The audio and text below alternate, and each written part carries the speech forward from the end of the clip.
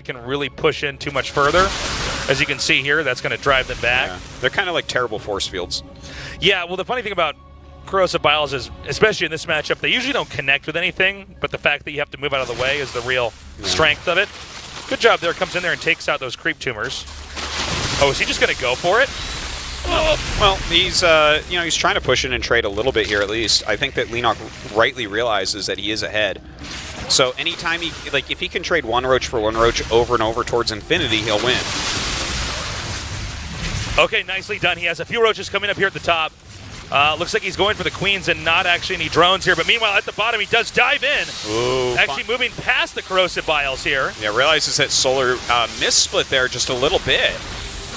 But then Solar does come down with the rest of his units after dealing with the top there. Solar deciding that he has enough. He can go all the way over here. The Ravagers in some way body blocking just a little bit here. The Roaches can't quite get behind, so we actually see Leenock suffering some serious losses. Some Corrosive Biles do connect with Solar's army, but it doesn't seem to be enough to phase him to turn around. He's now pushing across the map.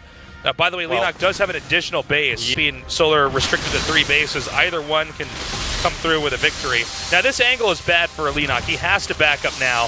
He's also not sending out the right number of roaches to try to throw his opponent off, so he's sending out a second group. There are 8 mutas on the way, by the way. Yeah, and 8 mutas, they will put a lot of damage down on that army. You just start targeting down Ravagers, and over time that's going to be great. Like, mutas don't deal as much as roaches. It takes a little bit for them to pay off, but Leenock should be able to pull this off. Yes, be very careful with his main army. The number one way people lose doing this strategy that Leenock is doing is if they overcommit this army before the mutas get there. Like, if he loses a huge chunk of this army, we might see Solar just run over him. Oh, this angle's very good, though, actually. Yeah. It's going to be almost impossible here for Solar to try to come back in here and break this. With enough Corrosive Biles, he can basically stop this army from trying to come in. That being said, Solar does get a good amount of that army up there on the top. But again, it's the mutas that are going to come in here and do so much damage, now hitting all of these different Ravagers. Yeah, look at that. Just targeting those Ravagers down so quickly. Great play. Did Leenock, in fact, overextend? I'm not sure. No, I guess I think it was mutas, okay. It was just barely fine, I think. Like, his mutas got in. They've dealt so much damage. He even sacked a few roaches so the mutas would get more fighting time. And look at this. He's still up 10 drones. Yeah. Still, to this day, to this moment, up drones. And the moment that Solar gets a lead, it immediately then goes right back into Leenock. He just has enough money. He can keep producing. He's got the larvae. He's got everything. So he's once again going to try to take this army on head-on. The only real solid defense against this for the time being is Queens, which of course are not going to be able to fight anything in the middle of the map if there's no creep there. And we saw earlier in this game that Solar was denying creep being pushed out at all. Look at this. You're right now, Hydralisk's being made. Of course, he's going to have to do that, but Leenock is just remaxing on Roach Ravager. And this is going to be a very quick to remax composition. You can start to roam around a bit more. Hydralisks give you more DPS in your army. It makes a technically better army, but it's still going to be hard for him to fight against this. Leenock has some mobility. He has just advantages all over the place. So the mutas come back down, and just taking out anything that's mining over here is annoying enough. And once again, a big attack up here at the top. Now, there are some Hydras coming out.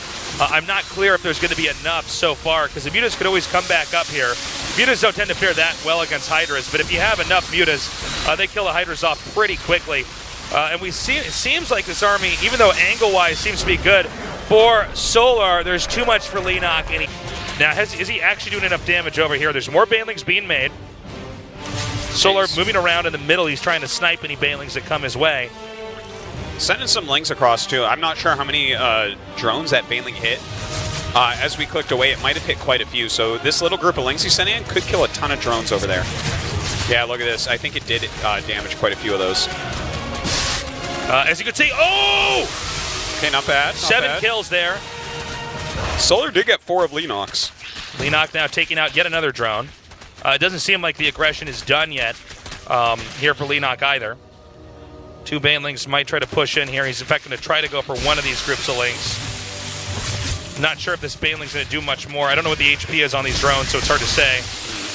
Okay, again, a few more kills there, now up to 11. Oh, and God. Leenock's not letting up. In fact, there's 14 more links being made. Oh, the good single surround. Baneling. Ooh, good connection, but still quite a few links left over here for Leenock. It seemed like that Baneling was going to kill more, but in the end, it really didn't.